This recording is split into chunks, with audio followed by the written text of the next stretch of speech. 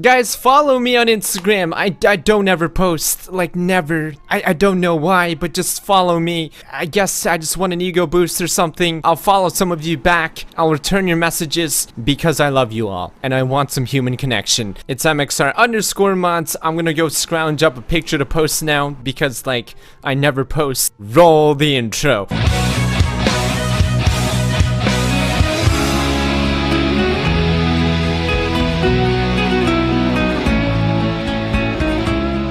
Now here's something you probably didn't notice in Skyrim Special Edition, or maybe you did, and you don't give a fuck. What do you think happens when you press the escape button? What's the first thing that comes to mind? If you said the system page, then I have some bad news, friend. You're wrong. You're so wrong. It's the journal page, and you're gonna need the mod Stay at the System page updated. That is of course if you even give a shit. And this mod makes it so that when you press the escape button, you'll go to the system page like it did in Old Rim. Why did it change in the first place? Maybe they found out that most players were too dumb to press the J button to open the journal menu. Maybe they found out that the extra click it takes now to get to the system page is enough to keep people playing Skyrim for an extended period of time. Or maybe it was Maybelline. You ever thought about that? Okay, I'm kidding. Fellas, what a time it is to be alive. The creator of pretty much every other great mod to come out for Fallout 4, Nero, has made his first Skyrim mod. And it's called Cross Crucible. A mod that adds the Crucible weapon from Doom immersively into Skyrim. And it comes in two forms. The bound crucible blade that you can either buy off of conjuration people or craft using the Atronach forge. The recipe can be found on a table and it's pretty self-explanatory. Now the benefit of this version is if you install certain animation mods, you'll look really cool pulling it out. But if you want the real permanent thing, you're gonna have to head to Mehrunez Dagon's shrine. I'm sorry, did I butcher that name? Where you'll find a slightly more difficult recipe. Now, for some reason, with or without the sigil stone, I couldn't get this one to appear.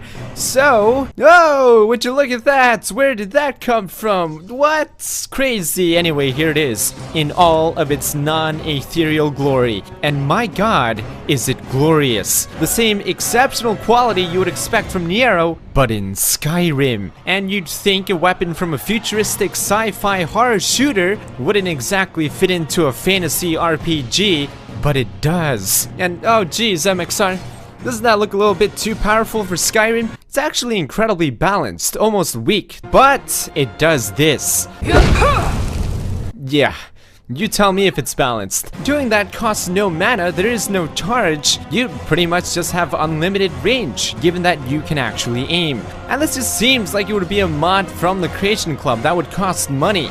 But it's free, so get it before Bethesda steals Nero from us. Are you tired of the normal armor shops? Do you really like adoring fan paraphernalia? Then holy shit, you're gonna love this next mod. This is Zenithar Workshop by Vikin, one of the most prolific Asian modders. You know, the kind that make really weird but interesting mods. In fact, just now I'm realizing there's an assortment of humanoid mushroom companions, which I'm definitely gonna review next week. And this mod congregates all of his work in a really weird shop mod. The interior is highly intriguing, and my parents are highly disappointed that I can't read that. In one corner of the room, you have soot glemrins that I presume live inside this chimney filled with soot and yams. The shopkeeper will sell you gold ore, Zenithar gold, and Zenithar white gold. You can use the Zenithar gold at the gold anvil, and you guessed it, the white at the white anvil. In the back, there's a changing room to try on all the things you just bought, as well as even worship a giant gold anvil. Some of the offerings include, like I said, adoring fan paraphernalia that you can beat people senseless with, giant heads, dick costumes, some slutty bikinis, several Asian-looking outfits, an array of horrifying helmets, an odd obsession with carrying coffins on your back, just the largest variety of wearable coffins in the world. Roses in your eyes.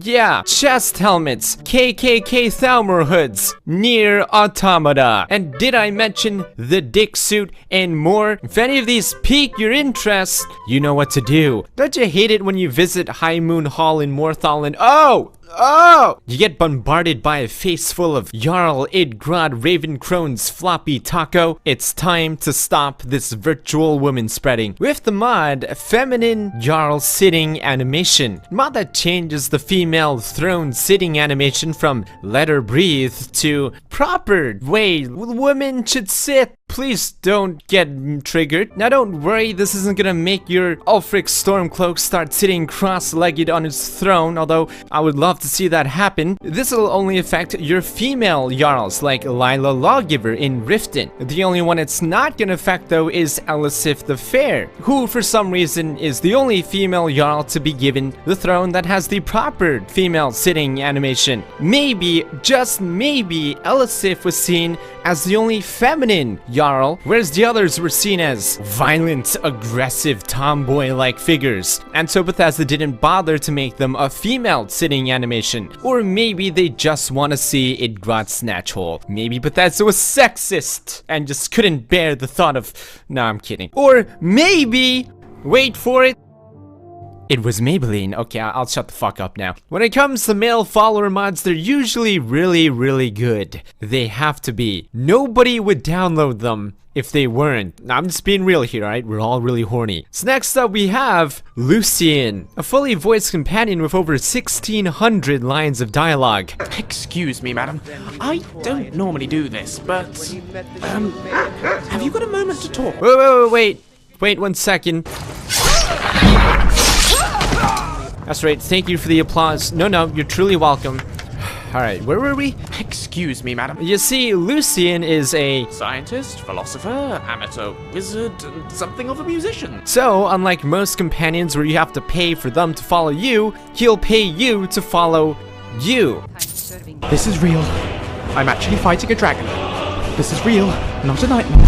This is real. Come on, Lucian. I can take you. Even Pino has more balls than you, and he's a mushroom. Now this brings me to probably the most amazing thing about Lucian. He is ridiculously self-aware and human-like. Unlike other follower mods, not naming any names, that constantly repeat dialogue, and if you've spoken to them for 5 minutes, you'd probably heard everything they've already had to say. Lucian makes it pretty apparent that this is his first time fighting a dragon, and then when you fight a dragon again, he says different things, like he knows that that's the second dragon that he's fought. He'll remark on things that have recently been happening to you. He'll bring up random topics of discussion. He'll even whisper when you're sneaking. What now?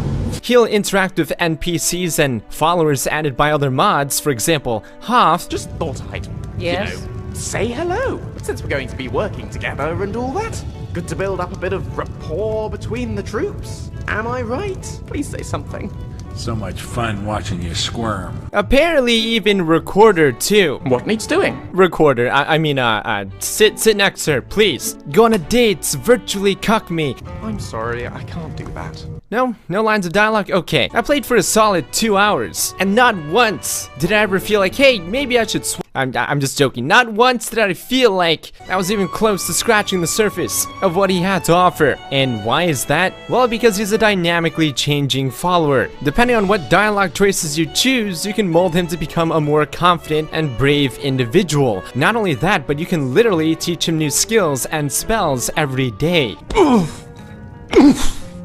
Is this really necessary? And that's not even mentioning the brilliantly made quest that takes place in a Dwemer ruin built by the creator of Dark End, Doomsbethar, where you'll take on Lord Kaithazek's Daedra-possessed homunculi. That kind of reminds me of GLaDOS. I've been trapped here without purpose for thousands of years. Can you even comprehend that? By solving puzzles, turning valves, and fighting Daedra-possessed Dwemer automatons in a Dwemer quest that's probably one of the best Dwemer quests I've ever played. And you know damn well that those are the most popular quests, and there are a ton of them, and really good ones, so that's saying a lot. Especially when this is a follower mod. The quest didn't have to be this good. It didn't have to be one of the best Dwemer quests ever, and it was. Jeez.